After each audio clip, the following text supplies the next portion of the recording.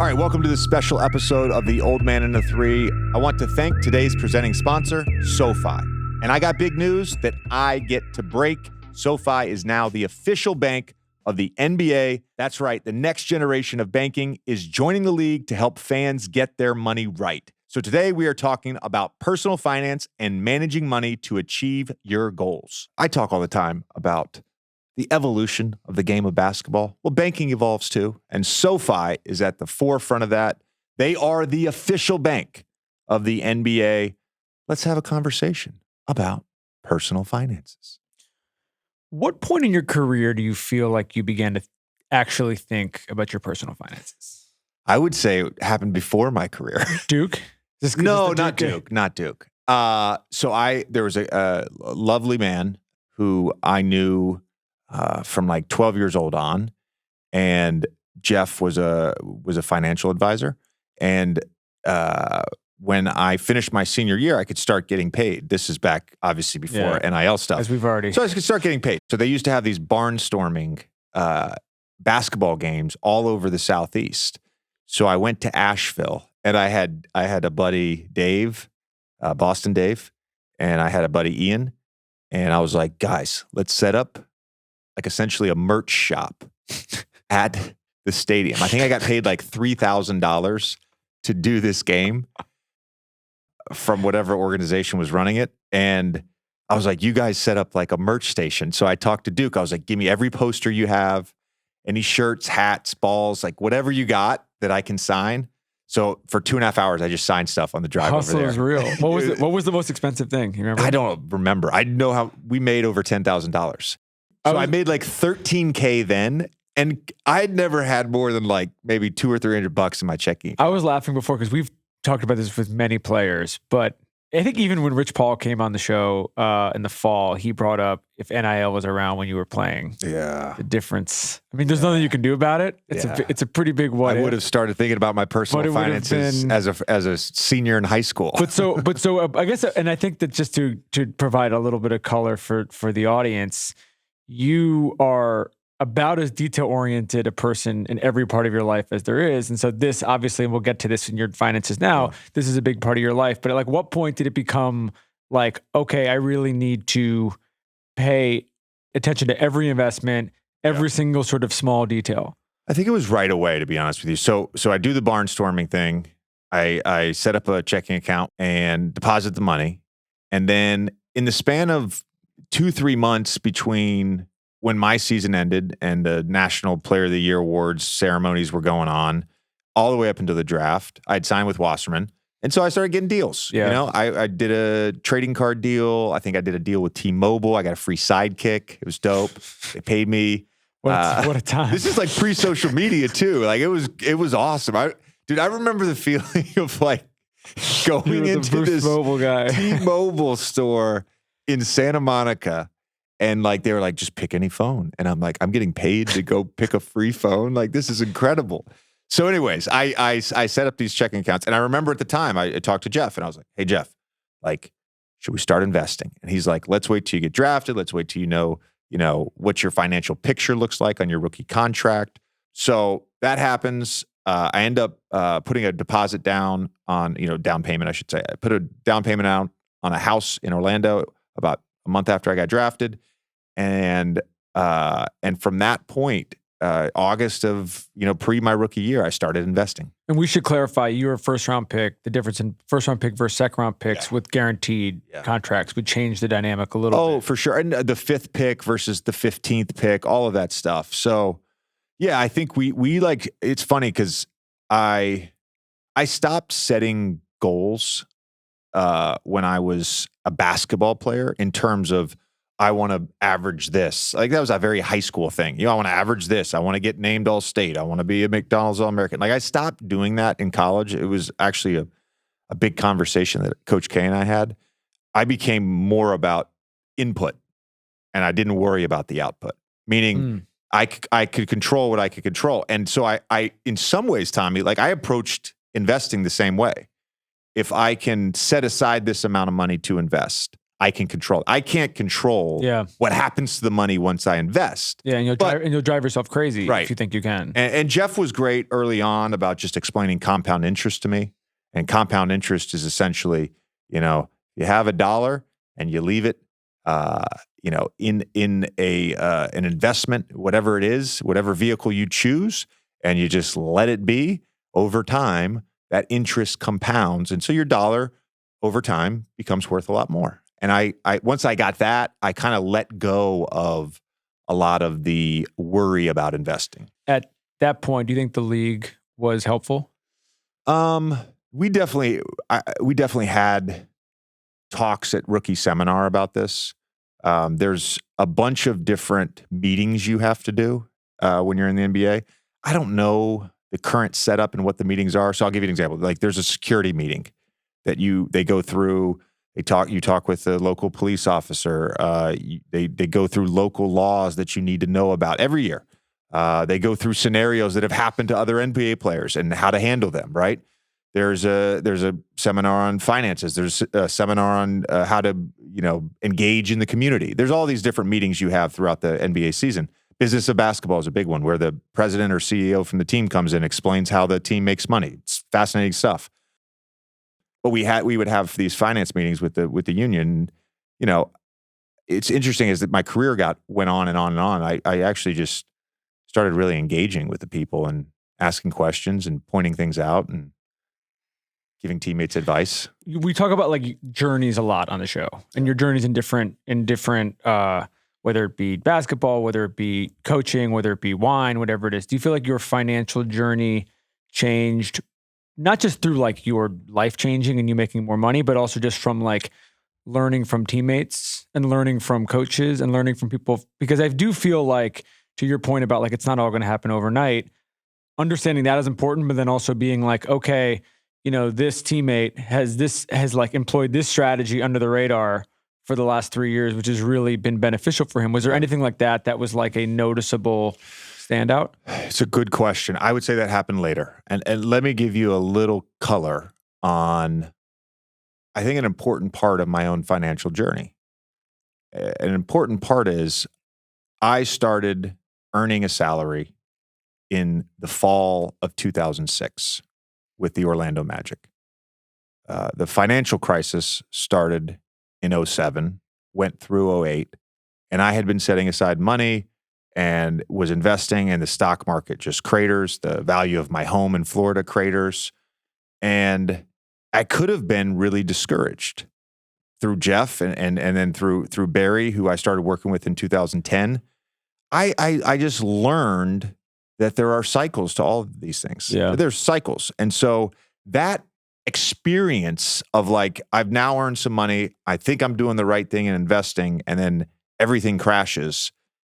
It was really discouraging, but I stuck with it. And because of that, it taught me a really valuable lesson. I'm not trying to time any investment. I look at all of this, unlike the rest of my life, because it's a great question about my obsessions. Unlike the rest of my life, I really do look at this as like everything is a long-term thing. Yeah. I believe we've talked about this, I don't think recently, about some of the weird tax things that happen in the NBA. Kylie and I were talking about this the other day. Can you explain just that process a little bit? Because I think this is the case also with anyone who has to perform in different cities, in different states on basically a daily basis, have to deal with managing this part of their financial portfolio that like normal people just don't have to deal with. Yeah. So I believe Michael Jordan was essentially the reason that we all get taxed the same way that entertainers get taxed, meaning athletes get taxed the same way that entertainers get taxed. So at the height of, MJ, this guy's earning $30 million on his NBA salary, and he's going and playing in the finals in these different states. And I want to say it was California. They were like, this is messed up. This guy should be paying his taxes while he's here. He's working, right? He's making a lot of money. So all these states instituted this tax. So like my CPA for the last, I'm in my third year of retirement. I played 15 years. So for 18 years, because I still have to do this with ESPN because I'm calling games in other states.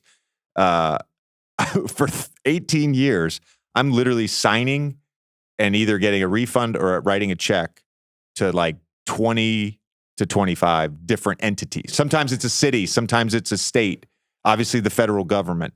So when people sign NBA contracts and it's like, oh, this guy he's worth this amount of money. It's like, not cut it in half before the guy spends $1. Yeah. And in some states, like California, or I'm very blessed to live in New York, which is a very high-tax state and city, you probably cut it a little bit more in half because then you're paying agent fees as well. So that was the thing I think early on.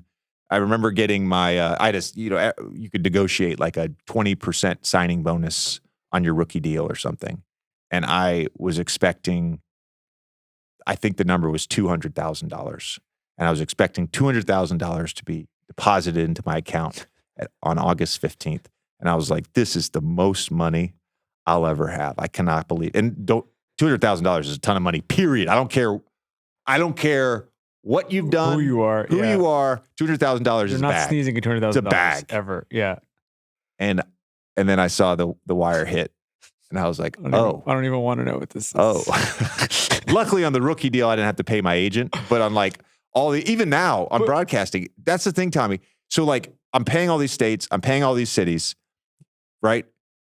I get my money. And then, once or twice a year, it's like, hey, also you owe your agent this. But so just to clarify it's because it's a performance in these states. So it's like if you were either playing in LA or you're calling a game in LA, you're doing. Yeah. No, I mean, there's not to get too like granular, but like, if you have certain investments, you have to fill out K1s depending on where those investments are made. Yeah.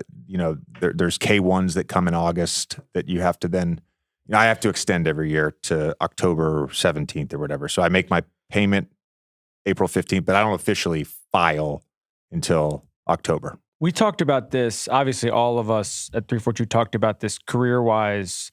When the idea of retirement came into play, we talked about it career-wise with this company, with the show, with everything like that. But from a financial standpoint, I was modeling it out for years. Like what point was it like 30? Like what point were you like, okay, this is, if I have 7 to 8 years left, whatever it is, I'm going to be. No, I remember one of the earliest conversations I had with Barry. This was probably in 2011 during the season. So Chelsea and I had been probably married for 4 to 6 months. It was halfway through the year. He was in Orlando. We were in Winter Park at dinner, and I remember walking down the street with him. So I'm 26 years old. Chelsea's 25. And I'm like, Barry, I'd feel really good at the end of my career if I had this put away. That's my goal. I want to get to that point. Yeah. And he brings it up all the time, right? And so I had to do certain things, right? I had to save a certain amount of every paycheck and then put that into investments. Sign with Philadelphia. Yeah, I did sign with Philadelphia. Exactly. So I was always planning for it. In terms of like the retirement piece, when I was 30, I had Knox, and that was the first year where I really was like, "Oh, I'm 30. Like retirement could be any time. You don't know at that age as an athlete." So I really started planning for it. And so what Barry and I would do, we just model everything out. We'd model out, spending. We'd model out income based off of what I already had put away. We'd model out, expenses that were fixed, i.e. A mortgage or property taxes, whatever. So I started modeling this stuff out. And it's interesting, Tommy, because when I was modeling this stuff out with like future income, almost every time we would do these models, we would put in a 0. So it was the idea of you making no money when you're after, right? Yeah. So it was, and we would play with that model a little bit, but we never got to a high number. Yeah, because it was like, oh, you're going to work and maybe you'll earn a little bit of salary, but it was always based on the idea that had I put enough away as a player, that me and my family could be comfortable. Is that something, and this is sort of a broad question, and obviously hard for you to answer now because you're not in a locker room, this year, but is that something that you feel like as you were a vet going through your career, being around the younger guys more, that you feel like has gotten better around the league? Is maybe not guys modeling it out that specifically, but people being more aware. And part of why you sort of ask is like, there's been documentaries about it. There's been a lot written about how many professional athletes in general have either gone broke or just lost a lot of money doing different things. And it does feel like anecdotally, players have smarter guys around them. They're paying attention more. They're not necessarily making, the same dumb investments that they were in the 90s. But like from your personal experience, would you see that just with like your younger teammates? Did you sort of see them making like the right decisions more? I did. There's two components to this, Tommy. I think the first component is that, pretty much across the major sports, I would not include NHL in this. But in terms of football and even baseball and certainly basketball, the salaries have really risen. So, for example, coming out of the lockout, I remember there were a few guys that were restricted free agents, and they signed 4-year, $58 million max contracts, right? Think about that.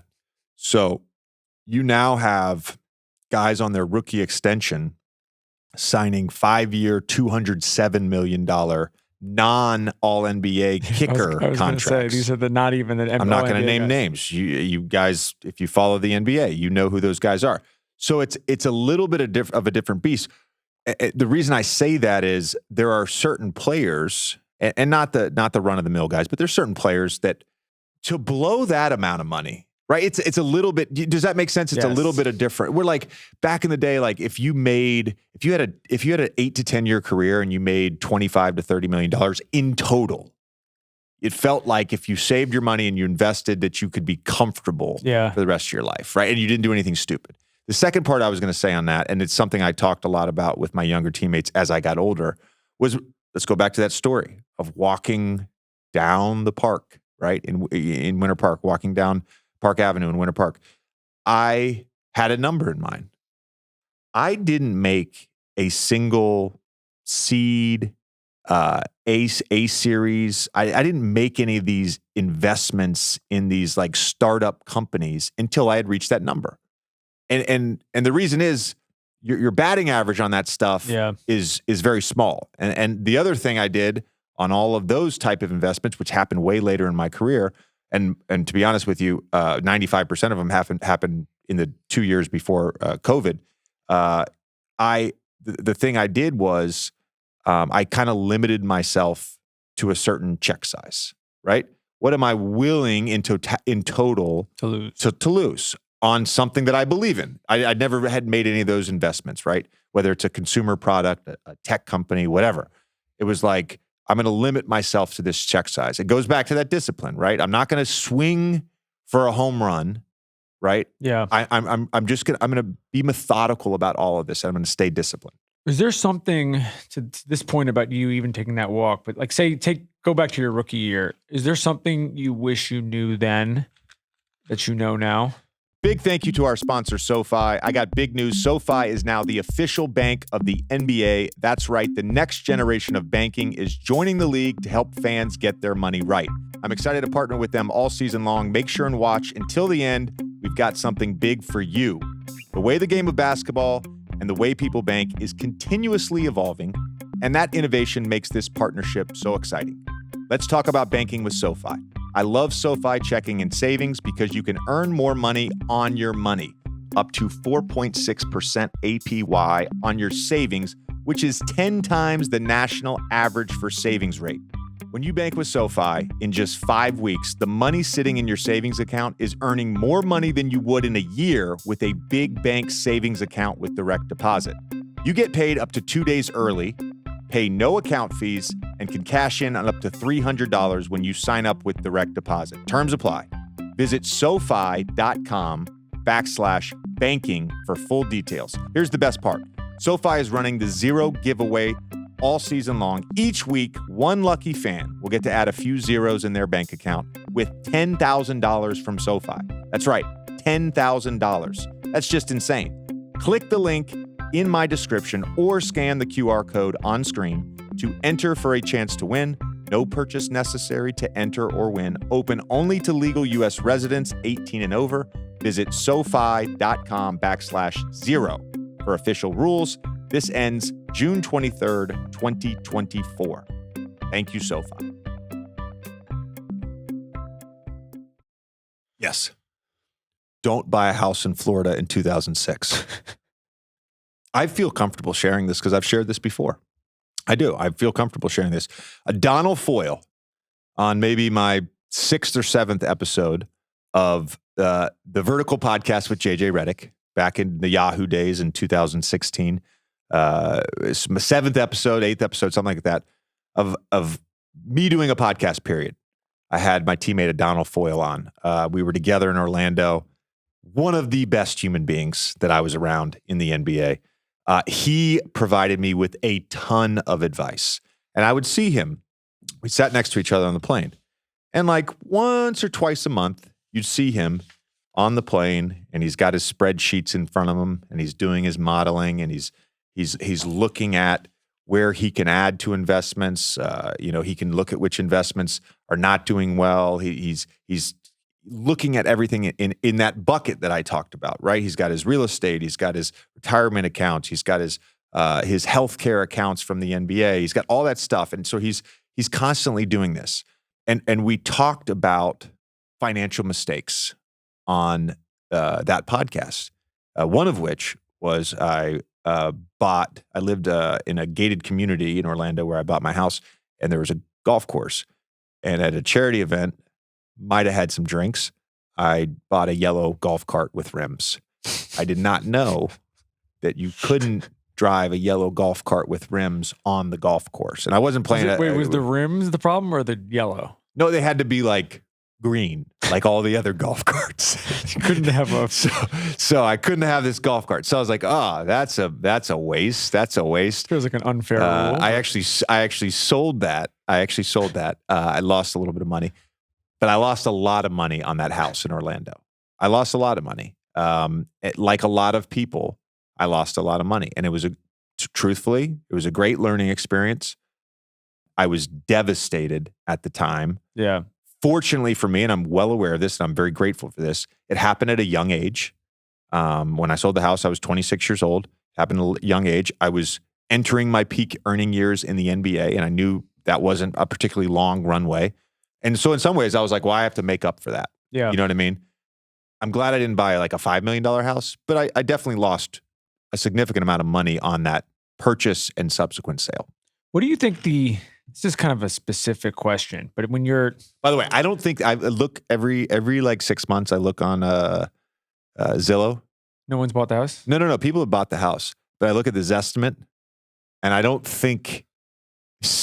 18 years later now, I still don't think that the Zestimate is what I bought the house for. Like, I don't think it's ever traded at the price that I bought the house. I bought at the fucking peak of the market. Have you driven by it at any point? Because you're down there a few times a year. So I'm going to Orlando to Disney World with my kids for All-Star break, and I'm definitely tempted to go drive by it. Just go see who lives there now. Be like... kind of see what changes they make. Have you updated the kitchen? Just see what's going on. What do you, when you are, whether it's a financial advisor, even just a friend or collaborator that you would take business advice from, what do you look for? Like, what is the thing that you're... Great question. It's a great question. Because it's hard because not everybody, but there are a lot of people who can present. I don't want to put you on the spot. Yeah. If you've known me a long time, if you were to guess what you look for, there's a singular characteristic for sure, but like in a broad stroke, what do you think it is? I would say I would probably have two. I would say that it is, obviously any sort of breakdown that you see would be extremely detail oriented. So it would not be. In a way, it would not be like, even we were talking about like I'm going to do this for the best case scenario. Like when you're mentioning the zero thing, like you would start with the worst case scenario. You would be like, if everything goes to shit, this is what's going to happen. So I would say that there would be a version of that. And then I think that you just have a level of precision with everything you try. Like basically, I mean, we've talked about this since the 342 comes from this. Yeah. This is what the name of the company is about. Whether it's OCD, like whatever you want to call it, like this is what the name of the company is. And so I would say that this person has to be in, like, say they're bringing you a company to invest in. They have to be ready for every question you're going to ask about the company. They can't just be like, oh, this is cool because so-and-so artist is in it, or so-and-so this is in it, or so-and-so. Like, there has to be you could have the most random question about it and they have to know it inside and out, or you're not going to do it. But I also, I guess I'm curious about, and you have already sort of talked about this during this thing, is that does come from experience and comes from, you mentioned the house. Sometimes the best way to learn is to blow it up at first. I mean, and even going back to the house thing, like we've all watched The Big Short. We've all watched all the documentaries. Like, I would watch those because a lot of those came out in the sort of 5 to 10 years after the great financial crisis. And I would watch those things. And like, I legitimately mean this. Like my heart breaks for the people whose lives were upended. Like I said earlier, like I was very fortunate that it happened at a young age where I didn't lose my job. Yeah. I still had salary coming in. I hadn't even reached my peak earning years with my profession. So I got very lucky. To answer your question, I was going to say, it's a good, also in defense of you're playing there. So it wasn't like you just randomly, it wasn't like you were, I was not like investing in a house. I was that was my house. It was like if you were living in New York and you decided to buy a house in Florida that went south, that's one thing. It's like you had to have some sort of living arrangement in that city. So that's okay, but sorry. I know. You kind of touched on it, but I think I look for obsession. I look for obsession. And all those things you describe are sort of products of this obsession. If I'm potentially investing in, let's say, a fund, like I need you to like be obsessed with every single decision you make, every single company, every single short or long, whatever. I need you to be obsessed. I want to know your track record. I want to talk to people that have worked with you. I want to talk to people that have worked with you sort of in an ancillary way, like as a client or whatever. So even before I hired Barry, I talked to people, right?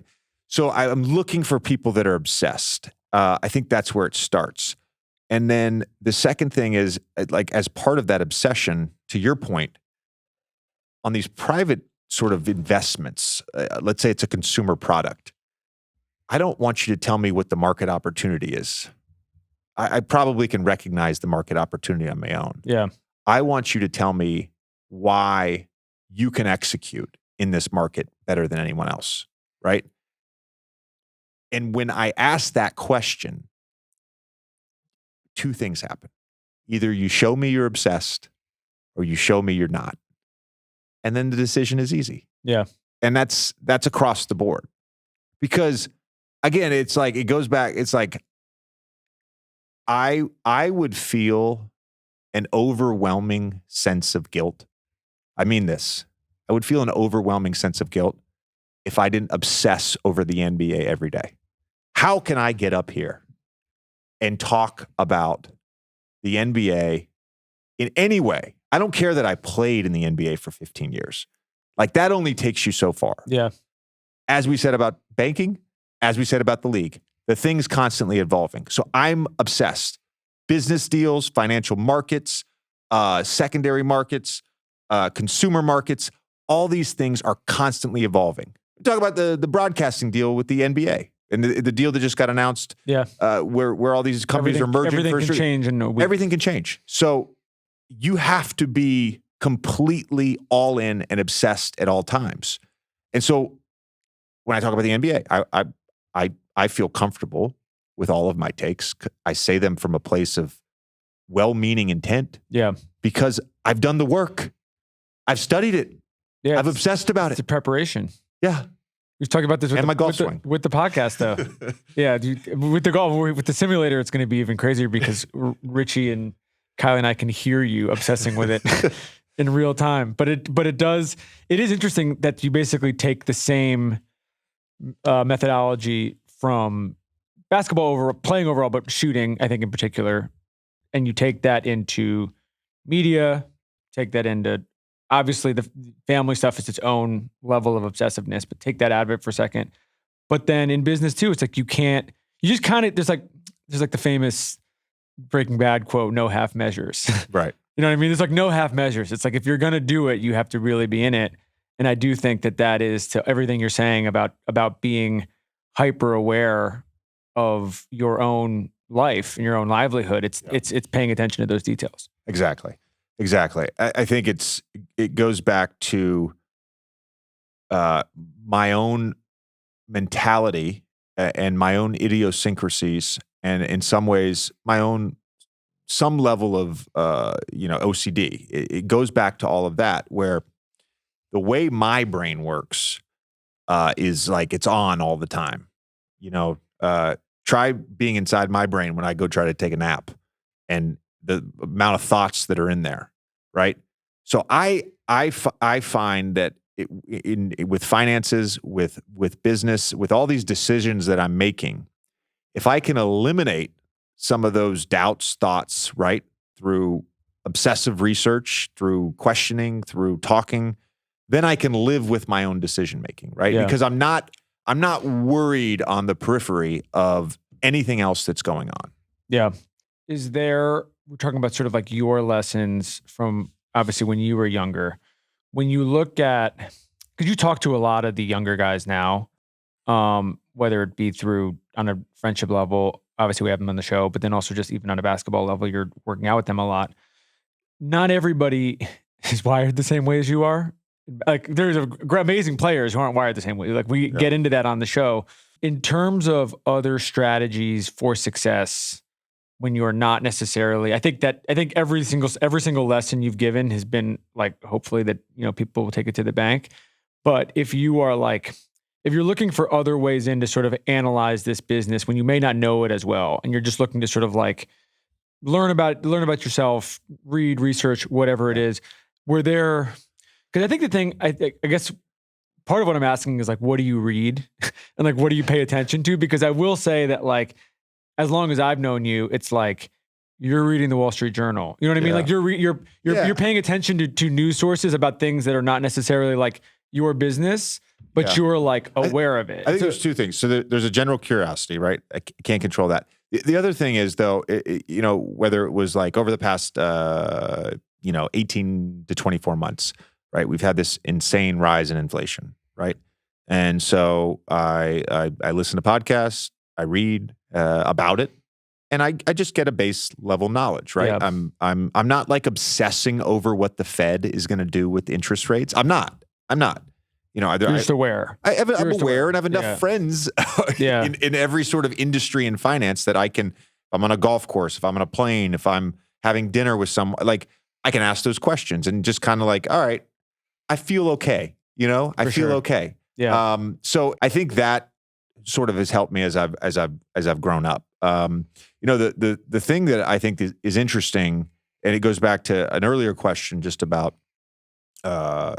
advice and stuff, is like Donald was instrumental when I decided I was like I want to sort of be with like a private bank, right? It was like a decision I made. I wanted to be with a private bank, and Donald was like, "Here's what you need to do." And so he walked me through the steps. I set up, I think it was 6 meetings over the course of 2 days at the Orlando Magic practice facility. All these people came in. I had my list of questions ready to go. To be honest, there were no like turnoffs in any of these meetings, but there was one individual that I was like, oh, really like him. Had about 4 or 5 more conversations with him. Felt really comfortable and sort of made that decision. So as younger players, then when I'm an older player, I sort of helped walk them through the steps. I had multiple teammates that I would say, hey, know a lot of people. I think this guy's the right guy for you. Again, I don't care. There's nothing personal. I'm not collecting a fee on this. It's just like, I'm trying to help you out. Right. I had teammates that we would, show each other different investments. Hey, I'm thinking about doing this. Are you interested? Hey, I'm sending you this deck. I had a teammate in New Orleans who would send me like one deck a month. Hey, tell me what you think about this. Right. And I have my own sort of side LLC that I invest in some of these small companies in, early stage companies in, with a friend, and he happens to work in finance. So like, I feel like, I've got someone that helps me make those decisions, right? So he's probably more obsessed and curious and a better question asker in those situations than I am. So I'd get on these calls, I'd let him go, I'd learn a lot, and then we'd debrief on that. I'd send him things, and sometimes he'd be like, dude, I think we should make this investment. I'm like, okay, we can have a further conversation. Or he'd be like, tell your boy, don't do this. No way. This is the, we always talk from a basketball standpoint about the advantage of vets. But this is the life advantage of vets, I think, is being, if you are 23, 24, 25, even if you have, $200 million or whatever it is, still having people there who can say, not even make introductions, but can just say, listen, I saw this happen. Like, don't do that. Right. Don't do that. Like, yeah, I mean, again, it goes back to how we sort of started this conversation. The simplicity of that first deposit of barnstorming and making that deposit. By the way, I just want to be clear here. Wish we had video of the barnstorming, by the way. Let's say that video would do well. Let's say that Dave and Ian made $10,000 barnstorming selling all this Duke merch, right? Which, by the way, I just want to say one thing real quick. This is not a rant. I just want to say one thing real quick. Because it just struck me. For anyone in the comments, for anyone watching that is like, oh, I can't believe that guy sold his autograph for $10,000. He should have just given it away for free. There will be at least 3 comments before they get to this point of saying that. Here's the thing. For 4 years at Duke, several times a year, in the hallway in the upper concourse at Cameron Indoor Stadium, there were 92 tables of merch that we would have to sign several times a year. And you just go one poster after another, over and over. One jersey after games after too, right? One ball after another, over and over and over. Guess where the family room was when I was at Duke? It was nowhere. It was on the floor in Cameron Indoor Stadium. So if I wanted to go say hi to my family members after the game, guess who was in there? Duke fans. And guess who I had to sign for? Duke fans. I signed so much, right? Think about the Duke bookstore. The Duke bookstore, my Nike jersey, which at the time didn't have my name on it because, again, NIL, 5,000 of those were sold in 1 year that I was there.